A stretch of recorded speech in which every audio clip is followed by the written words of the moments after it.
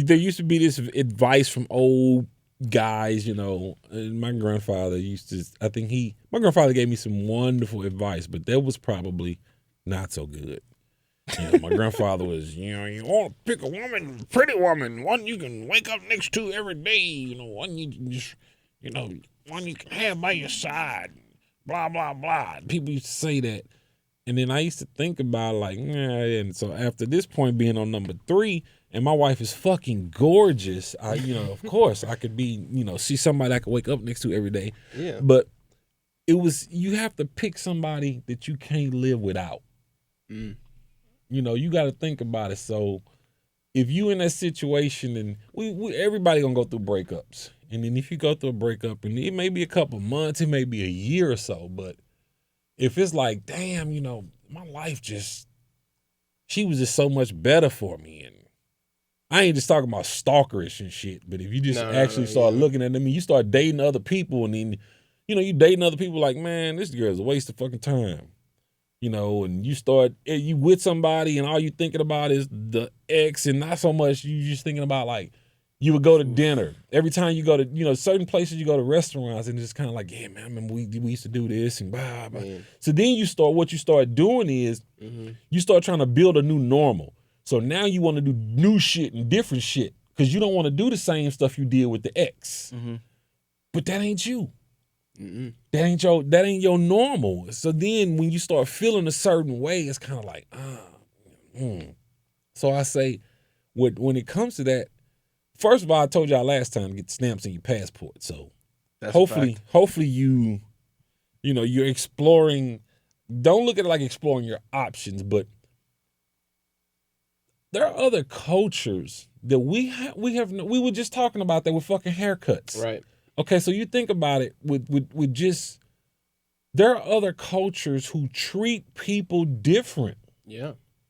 And it's not so much about race, it's just a cultural thing. They just treat people different.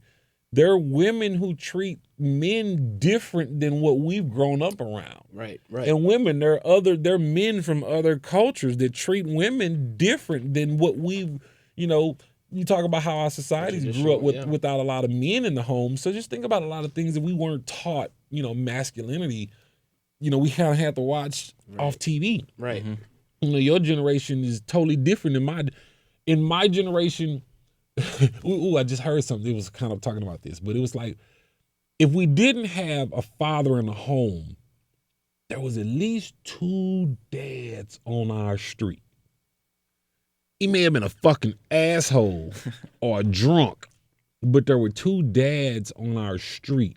Mm-hmm. So other than Dr. Huxtable, James Evans, Uncle Phil, we actually had somebody tangible to look up to. Mm-hmm. And we could see how he treated his kids and his wife. Right. We saw that. Now, we got the backstory from our friend, the son, or whoever, like, man, my daddy, blah, blah, blah. We can laugh about that. I mean, he cursed me, my dad. Blah, blah. But all we saw was, man, I ain't got that. I ain't got that dude in the house. It's like The Outsider. I don't know if you ever read The Outsiders or watched the movie, but like, it was that kid that like kept getting beat by his dad, and then the other kid's like, well, at least you got one. At least you got one. Yeah, he was like, he wanted what they had so bad, and it was like, it was always so into marriage. That's another thing. You have to, man. Y'all got it hard, dude. Y'all generation got it, because y'all got social media. Yeah, that's what I was about to say. We get social media and a lot of messaging, especially with marriage nowadays. I heard some great advice on marriage, and we get a lot of terrible advice as well. Somebody goes, like, the messaging we get as men now is like, it's just risky to get married because, like, women are more incentivized in marriage with, like, divorce and everything. So they could just take half your shit if they want to leave. But there's also messaging out there that says it's riskier not to get married. That's a lot of miseducation and misinformation. And these people just don't know. When you start talking about half in marriage, and first of all, when people say shit like that, they usually don't have half of shit to take. No. So, is somebody gonna take you half of you something? Then you have to be married for a certain amount of time. Every state has a different statute of how long you have to be married to establish a certain lifestyle. You have to prove, you have to show proof that this person has provided you a certain lifestyle for so long that you could not do without them. So if you meet a woman and let's say you stacking 80 racks a year and she's stacking 120. First of all, she don't want shit from you. Nope.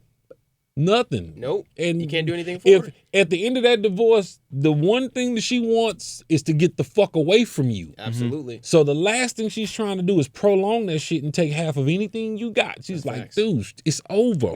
Boom. We out. So when people start talking about that, your woman gonna take half of something, that's somebody that ain't got shit. Yeah. And then furthermore, if you a man about your shit and you've established some things and you put things down, and you've asked, let's say tables are turned. Yeah. Let's say you got this young lady and you making 120 and she making 80. Yeah.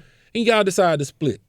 Whatever the reasons are, I'm not a type of man, I don't want to see a barefoot and out in the street. Right. I want to make sure you can go on and do what you need to do comfortably. If there's any kids involved, then you want to make sure, okay, you're going to get what you need. If it's half, then I'm going to have to give you half. But if otherwise, look, most usually men we get fucked out the house. You want to know why men get fucked out the house in divorces? Because they cheated. You want to know why they get It's not because they cheated. This is why men get fucked out the houses in divorce. So y'all listening? Hey fellas, once again, I'm on number 3. Wives, houses. This is why you get screwed out of your house in a divorce. Because you leave the motherfucker. Because you want to go stay with the girlfriend. You want to spend nights out and you leave the house. And the minute you leave the house, the judge says, well, you didn't want to be there no way.